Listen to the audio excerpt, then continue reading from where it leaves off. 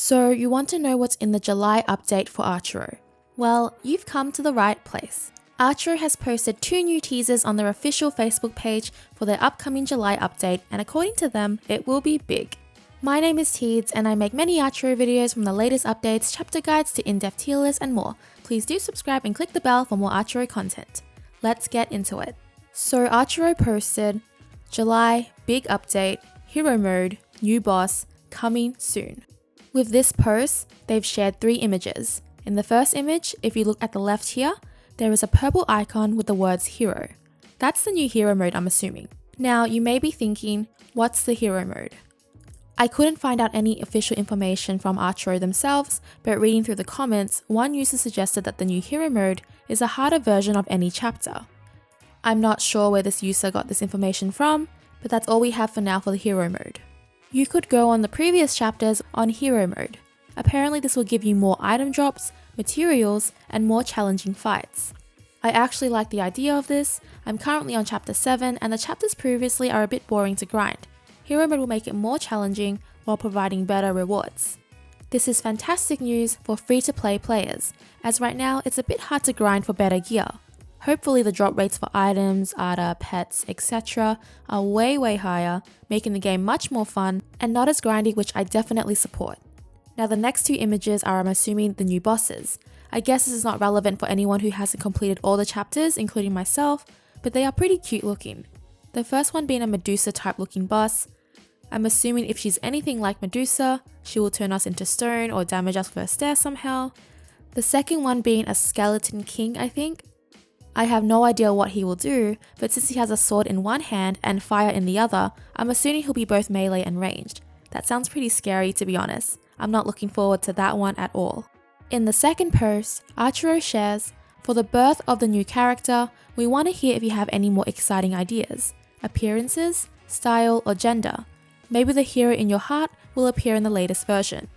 This part of the update seems to be about cosmetics. I actually really support this, but with ARCHERO's current pay-to-win structure, it may just be another money grab.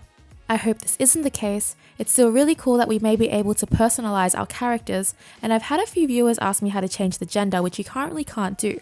I'm curious to see how the female version of our current character would look like.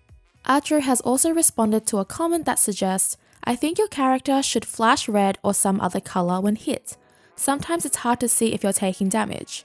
They have replied this with a smiley face, which kind of suggests that they may have already planned this. So with that post, they seem to be interested in hearing our ideas.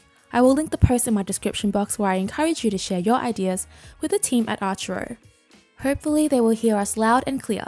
With that, there are a few great suggestions from the community of ARCHERO on Reddit. I will share some of them in this video, which I also believe would make the game so much better. I will try and talk about this from a perspective where the devs and the players will benefit. We have to keep in mind that this game can still just be purely free to play. The devs of ARCHERO made an amazing game, so it's in our best interest to make sure they can still make money in some way to keep ARCHERO around and active for a very long time. Suggestion number 1, daily quests and achievements. One thing I think ARCHERO is lacking in is achievements and quests.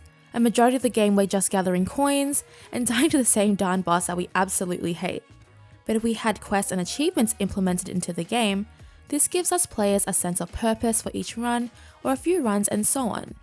It doesn't feel like we're just grinding for nothing. I mean, of course, the more you grind, the more practice you get against your weaknesses in that particular chapter. However, this can sometimes unmotivate players and even get them to quit if they're frustrated enough.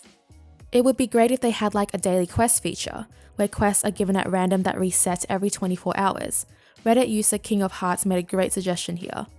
For example, there could be a daily quest such as kill certain mobs an X amount of times, which can be based on spawn rate. So for the more common monsters, the more you have to kill. It could have a completion reward of like 1,500 coins, for example. Another example is upgrade a piece of equipment with a completion reward of 6 random scrolls. For the achievements feature, one-time rewards for hitting milestones. So for like achieving level 5, 15, 25 and so on, that could give you a gem reward. Achieve level 10, 20, 30 and so on with a free talent upgrade. Or complete world 5, 15, 25 and so on with a reward of coins. Implementing achievements and quests would definitely put a sense of purpose into your games. It can sometimes just get a bit old, and with a new quest or achievement to complete, it just brings something different or new each day. This feature also helps free-to-play players, who just can't simply dish out money on a game even though it's very loved. This assists free-to-play players to earn rewards to help get better gear and not feel so burnt out. The next feature that would be super neat, which also has been suggested by King of Hearts, is a monster book. I really loved the idea. The monster book would be a book that contains all the mods unlocked by killing them. I think it would be cool to have a book containing all the bosses you have slayed and the mini monsters you have squashed. It could contain information about each monster, whether they're ranged, melee, airborne or ground, and their base damage. There could be type categories for ground and airborne and subcategories for melee and ranged. Unlocking all monsters of a certain subcategory could give you rewards. Otherwise, the book itself is just a neat idea and would definitely help in the strategy department. Coming at number 3, friends, clans, and a multiplayer mode. Straightforward suggestion, this creates a sense of community within the game. The multiplayer mode would be really cool, but I don't know if they ever want to do that since setting up servers for that can be quite expensive, and I think they're pretty happy with the state of their game. If they did though, it would be very interesting to see how it would be implemented and how a mode like that would play out. With that being said, you could see other players' profiles and their achievements, gear, etc. Another topic relevant to this suggestion, a user suggested a trading system. Now it would be cool, but I don't think it would work in ARCHERO. I spent some time thinking how could that be viable for the devs, and I couldn't figure out an answer. The problem with the trading system is that it would be way too easy for players to get the items that they want. And we don't want to be super selfish here, because the devs still have to make money for this game to continue running. But if they ever figure out a way to do that, it would be really cool to see. Suggestion number 4.